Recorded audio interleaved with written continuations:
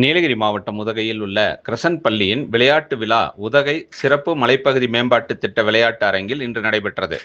பள்ளி மாணவர் மாணவிகளிடையே விளையாட்டுப் போட்டிகளை பள்ளி தாளாளர் உமர் ஃபரூக் தொடங்கி வைத்தார்.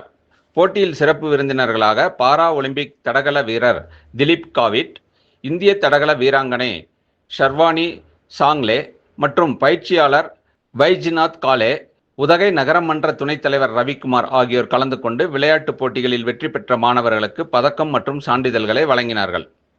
இதனைத் தொடர்ந்து இந்திய தடகள வீராங்கனை ஷார்வானி சாங்லே செய்தியாளர்களிடம் பேசும்போது, நீலகிரி மாவட்டத்தில் நிலவும் காலநிலை தடகள பயிற்சிக்கு ஏதுவாக உள்ளதாகவும், நாங்கள் 1 மாத காலமாக இங்கு பயிற்சி பெற்று வருவதாக கூறினார்.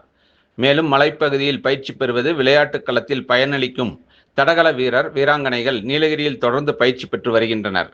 பள்ளி மாணவர்கள் சிறு வயதிலேயே தடகளம் உட்பட விளையாட்டுப் போட்டிகளில் ஈடுபடுவது அவசியமானது என்றார்.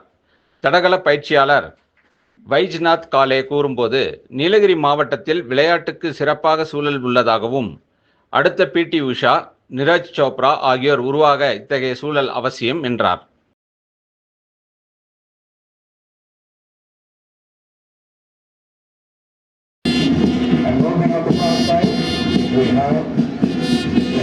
Has organized a fair amount of cultural events in the school. A girl with determination and the Shubhnara University.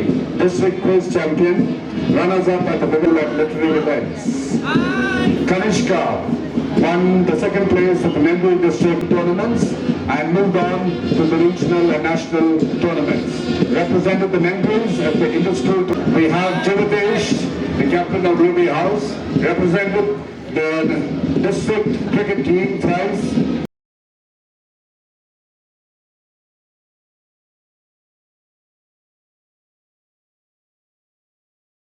ராகம் டிவி யூடியூப் பக்கத்தை சப்ஸ்கிரைப் செய்யுங்கள்.